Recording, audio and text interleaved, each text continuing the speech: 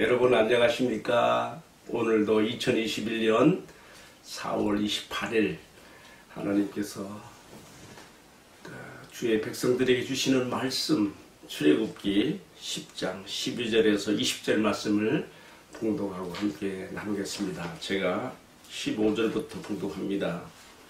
메뚜기가 온 땅을 덮어 땅이 어둡게 되었으며 메뚜기가 우박에 상하지 아니한 밭의 채소와 나무 열매를 다 먹었으므로 애굽 온 땅에서 나무나 밭의 채소나 푸른 것은 남지 아니하였더라. 참 끔찍한 재앙입니다. 푸른 것은 아무것도 남은 것이 없다 되어 있습니다.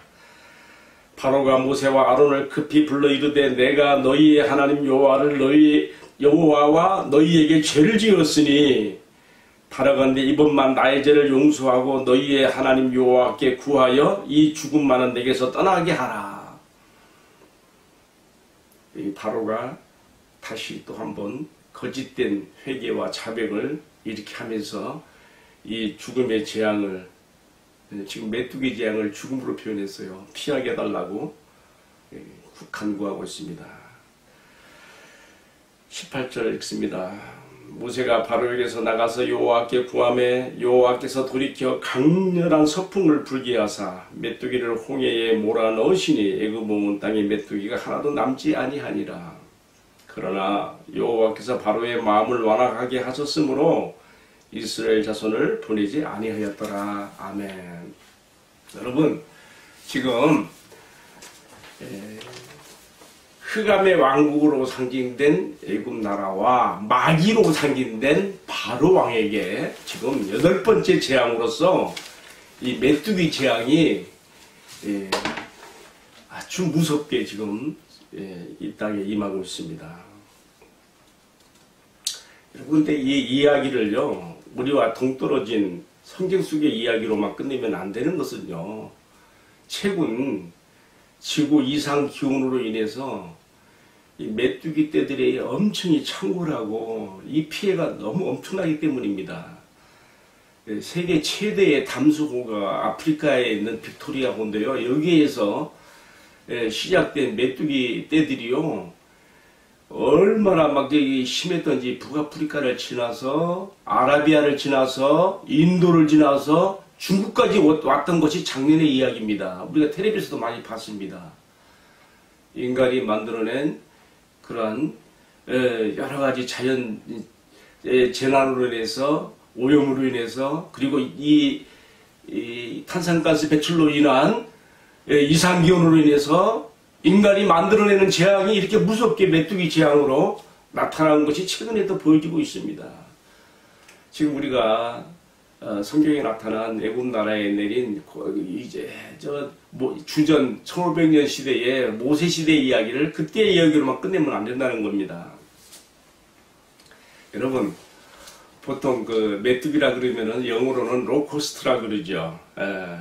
순 우리말로는 누리라 그래. 누리. 메뚜기를 누리라 그러고 한자, 중국 한자어로는 황충이라 그래요. 나는 처음에 황충이 뭔가 했는데 이 메뚜기가 알을 많이 낳잖아요. 그것이 여러 요인으로 막 알을 낳아서 부화를 하게 되는데 그래서 그것을 황충이라 그러지요. 어쨌든 이 메뚜기로 인한 이 황충으로 인한 재앙이 성경에서는요 여러 군데 나와요. 지금 여기 출애굽기 지금 10장에 나오는 이 메뚜기 재앙이요. 요엘서 1장과 2장에서는 또 다른 이름으로 거기서는 메뚜기 늑 황충이라는 이름은 또 한 번 나오고요. 그리고 최종적으로는요, 여러분, 이 메뚜기 재앙으로서 이 황충 재앙이요, 요한계시록 9장에 가게 되면요, 이 돌연변이를 일으켜요. 이 메뚜기 황충이요. 그래서 전갈 비슷하게 메뚜기 형체는 형체인데 무시무시한 독충으로 변해버려요. 그래가지고 제가 또 계속 설명하겠습니다만은 이 메뚜기 황충의 재앙이 거기서는 또 이상하게요. 수목이나 채소나 곡물을 건들지 않고 이마에 하나님의 일을 맡지 아니한 사람들만 해야 하는 무서운 말하자면 돌연변이 된 메뚜기의 황충으로 나타나는데 헬라어로는 그 이름을 뭐라 했는가 하면요. 요한계시록 9장 11절에 보게 되면은 아블루온이라고 이렇게 표현하고 있어요. 여러분 오늘 출애굽기 10장에 나오는 이 메뚜기 재앙의 이야기가 심상치 않습니다. 우리가 고대 이야기에 나오는 성경에 나오는 고대 이야기로만 끝내서는 절대 안 된다는 거예요. 최근 이상 기온으로 이 땅에 지금 이것들이 발생되고 있다는 것과 그리고 이것이 하나님을 대적하는 애국과 같은 그 무슬림 국가의 그 당시에 흑암의 왕국으로 상징된 그 나라에만 임했던 것이 아니라요. 요엘서 1장 2장에 보게 되면 하나님의 백성들이 하나님 말씀에 불순종하고 만회할 수 없는 거듭난 그릇된 길로 가게 될 때 하나님께서 이 재앙을 내렸다는 거예요. 메뚜기 재앙을요. 두렵지 않습니까? 그리고 최종적으로는 제가 아까 설명 반복이 되고 있습니다만은 요한계시록에서 그리스도와 교회를 대적하는 마귀와 이 세상에 대하여 이 다시 한번 이 메뚜기 황충의 재앙이 그때는 돌연변이죠. 그런 무섭게 변질된 전갈의 독을 가지고 쏘는 그러한 재앙으로 임한다는 것을 메뚜기 재앙으로 임한다는 것을 우리가 먼저 상식적으로 기억하면서 오늘의 말씀에 들어가야 됩니다.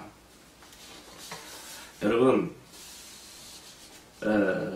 저는 오늘 말씀을 묵상하면서 가장 제가 관심 있게 마음에 닿아지는 것은요. 하나님께서 하나님의 권능의 표시로서 지금 집행하고 있는 이 메뚜기 재앙에 나타나고 있는 하나님의 사역의 도구들에 대한 것입니다. 하나님께서 지금 메뚜기 떼를요, 막 하늘을 새카맣게, 여러분 생각해 보세요. 애굽 나라 왕궁 있는 데만 덮는 게 아니에요. 애굽 나라 전체를 다 새카만 막 구름으로 덮는 것처럼 덮어가지고 땅이 안 보일 정도로 그렇게 재앙이 임했다고 했는데요. 여러분 얼마나 무시무시한 재앙입니까? 그때 하나님께서 이 메뚜기 떼를 몰아올 때 사용하시는 게 뭐예요? 바람이에요. 메뚜기 떼를 애굽 나라로 불러들일 때는 뭘 사용했어요? 동풍을 사용해요. 동풍이라 하면요, 동쪽으로 부는 바람이 아니고요, 동쪽으로부터 불어오는 바람을 말하는 거예요. 하나님께서 온 낮과 온 밤을 통해서 바람을 불겠다는 것은요, 물론 거리가 긴 것도 있겠지만 제 생각에는요, 메뚜기 떼들이 하나도 죽지 않고 애굽 땅으로 다 들어가게 하기 위해서 하나님께서 풍속을 조절하신 거예요. 그래서 나중에 메뚜기 떼를 쓸어버릴 때는요, 이제는 용도 폐기 처분해야 되니까 그때는 어떻게 했어요? 강력한 바람으로 단번에 쓸어서 홍해바다로 다 들어가게 만들어버리잖아요.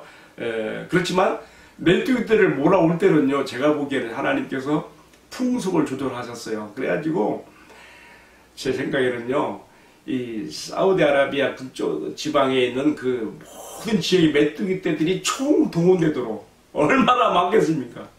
애굽 나라 전체를 덮고도 남을 만한 그런 시커먼 비행기 편대가 날라오는 것처럼 메뚜기 막 그 편대가 말이죠, 막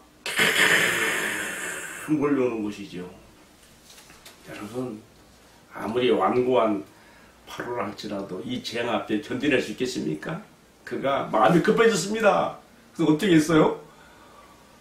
모세와 아론을 급히 불렀다 그래서 오늘 16절에 보게 되면은 바로가 모세와 아론을 급히 불러 이르되 내가 너희 하나님 여호와와 너희에게 죄를 졌다 잘못했다 가짜 거짓 자백과 해결하마 이렇게 또 하고 우선 발등에 떨어진 불을 끄야 되니까 그러면서 뭐라 합니까? 바라건대 이번만 내 죄를 용서해주고 야, 이 바로의 입에서 용서란 말이 나왔다는 게 얼마나 이 재앙이 끔찍했으면 그렇게 했을까?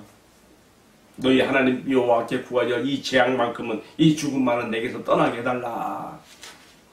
그런데 무서운 것은요, 모세가 이렇게 그래서 그 말대로 하나님 앞에 또 기도하여 하나님께서 서풍을 불어, 서풍은 지중해에서 불어오는 바람을 이용해 세게 태풍 때 여러분 바람 얼마나 셉니까?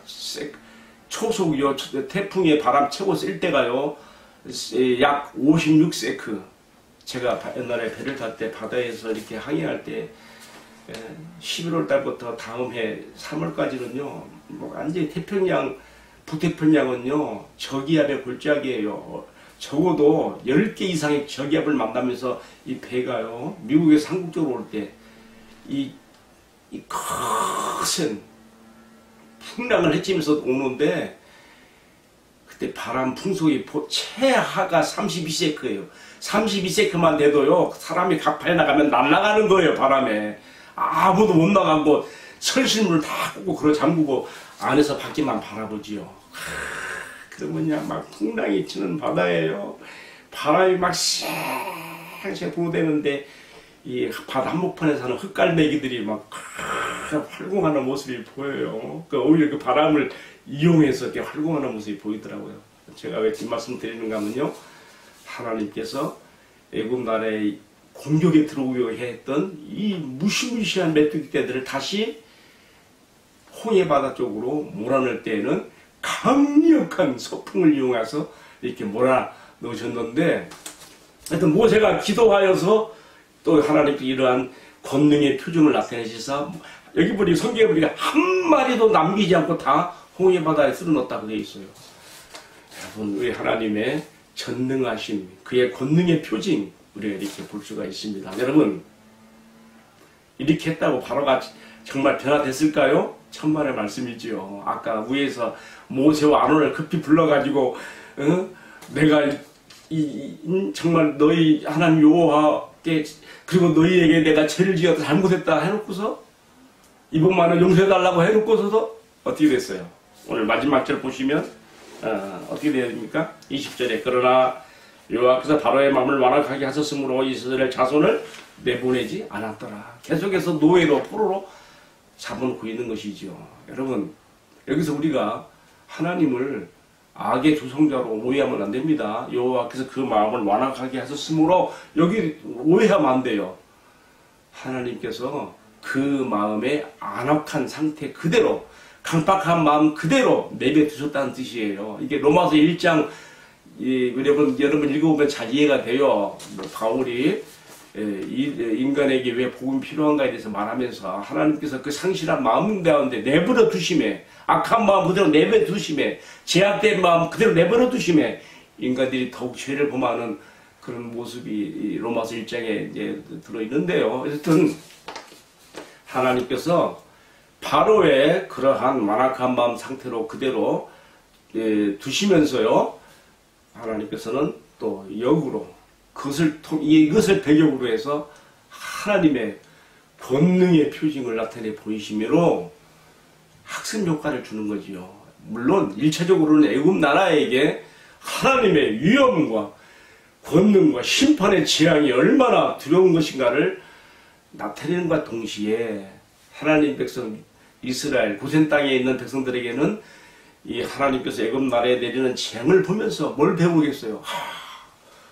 우리 히브리 민족의, 우리 조상들의 선비 하나님 여호와는 이렇게 전능하신 하나님이시구나는 것을 배우게 하는 학습 효과가 또 이게 담겨 있는 것이죠. 이제 오늘 말씀을 마치면서요, 제가 꼭 마음에 적용하고 싶은 거 하나 있어요. 그 뭐냐면요, 하나님께서 이 메뚜기 떼들을 애굽 나라에 불러들이는 것과 또 몰아내실 때 다 바람을 이용했다는 것이죠. 시편 104편에 보게 되면요, 하나님께 104편 1절로 3절 말씀을 보게 되면요, 하나님께서 구름을 자기 수레로 삼으시고 바람 날개로 다니시며 바람을 자신의 사역자로 삼으셨다 그랬어요. 여러분, 하나님께서 바람을 지금 사용하시는, 바람을 사역자로 삼으신 거예요. 저는 이 말씀을 보면서 하나님, 우리 조국 대한민국에 이 바람이 필요합니다. 이 바람은 무슨 바람입니까? 성령의 바람입니다. 예수님께서 니고데모와의 대화 가운데 요한복음 3장에 나오는 이야기인데요, 성령으로 난 사람은 다 이와 같으니라고 거듭난 자에 대해서 말할 때에 바람이 임의로 불매 어디서 오며 어디를 알지 못하거니와 성령으로 난 사람 다 이러하니라 말씀하시면서 성령의 기능 가운데 하나를 뭘로 말했어요? 바람으로 말씀. 바람. 정말 성령의 강한 바람이 이 땅에 와 불닥쳐야 돼요. 태풍이 한번 몰아치면요, 바람 속에 모든 더러운 찌꺼기들이 다 뒤집어지고 청소가 되는 것처럼 이 땅이요 너무나 황폐해지고 죄악이 관영해지고 너무 백성들이 싸나워지고 교회들도 사랑을 잃어버리고 너무 우리가 언제부터인가 너무나 이렇게 하나님 앞에 너무 우리가 지금 잘못된 가운데 있어요. 성령의 바람 불어오사 이 땅의 모든 죄악된 것들, 모든 미움과 증오와 모든 불신과 악한 것들을 다 쓸어버리시고, 그리고 성령의 새바람 불어오게 하옵소서. 여러분, 에스겔 37장에 이스라엘 백성, 유다 족속들이 바벨론 포로 잡혀갈 때 하나님께서 에스겔에게 환상을 보여줬어요. 어떤 환상입니까? 골짜기에 막 널려져 있는 뼈다귀들이에요. 인자야, 이 뼈들이 살겠느냐? 이 뼈들이 곧 이스라엘이라. 우리로 말하면 이 뼈들이 곧 교회라는 거예요. 하나님께 대하여 살았으나 죽은 자같이 돼버린, 뼈다귀같이 돼버린 모습이에요. 여러분, 그때 하나님께서 에스겔에게 말했습니다. 하나님 말씀을 대언하여 이 뼈들에게 대언하라. 그 말씀을 대언할 때 이 뼈 저 뼈가 들어맞고 서로 연결되어지며 또 그 외에 심줄이 생기고 또 거기에 살이 덮이고 가죽이 입혀져 가지고 이 사람 형체를 이뤘어요. 그런데 아직 생기가 없는 거예요. 인자야, 너는 생기에게 명하여 사방에 있는 생기야 이 사망을 당한 자에게 들어가라 하실 때에 바람이 골짜기에 막 널려진 뼈다귀들이 사람 형체로 바뀌어졌고 그 생기가 들어가 다 살아나 여호와의 품대로 변한 것을 볼 수가 있습니다. 여러분, 에스겔 37장에 나오는 말씀입니다. 여러분, 성령의 바람, 생기의 바람이 이 땅에 불어와야 됩니다. 죽은 영혼들을 살릴 뿐만 아니라 우리가 또 우리 조국이, 우리 한국 교회가 다시 한번 살아나서 다시 한번 새롭게 되어서 세계 열방과 민족 가운데 하나님의 군대로 선교의 1등국가로 쓰임받는 나라가 되기를 간절히 기도하게 됩니다. 주님, 애굽 나라에 불어들였던 그 동풍과 애굽 나라에 또 불어채겼던 그 서풍의 역사, 그것은 자연적인 바람이죠. 영적인 바람으로 성령의 바람이 이 땅에 불어와 이 땅의 모든 죄악된 것들을 다 쓸어버리게 해주시고, 성령의 바람이 이 땅에 불어와 특별히 이 땅의 교회들이 다시 한번 새롭게 살아나고 생기고 다시 한번 역동적인 교회들로 일어나서 하나님께서 이 시대 말에 세계 선교를 맡겨주시며 세계 열방과 민족들의 영혼을 주께 돌아오게 하는 데 쓰임받는 우리 조국 대한민국의 교회가 되기를 위해서 우리가 기도해야 되겠습니다. 오늘 이러한 우리가 비전과 꿈을 가지고 함께 기도하는 우리 시청자 여러분 모두 되시기를 주님의 이름으로 축복합니다. 기도하겠습니다. 사랑하시는 주님, 말씀을 통하여 우리에게 주시는 놀라운 깨달음과 또 비전들을 적용으로 생각했습니다. 주님, 간절히 기도하기는 성령의 바람이 이 땅에 불어와 모든 제약된 것들을 다 쓸어버리게 해주시며 이 땅이 다시 한번 새롭게 되게 해주시며 살았으나 죽은 자같이 되어버린 사대교회 같은 우리 한국교회가 다시 한번 생기의 바람으로 승리의 바람으로 살아나 주님 앞에 이 시대 말에 세계 열방과 민족들의 주께 돌아오게 하는 데 쓰임받는 우리 한국교회가 되도록 축복하여 주시고 이 땅의 교회들을 다시 한번 일으켜 주옵소서. 주님, 언제부터인가 우리 민족이 매우 사나워졌습니다. 교회들도 이 사랑이 없어졌습니다.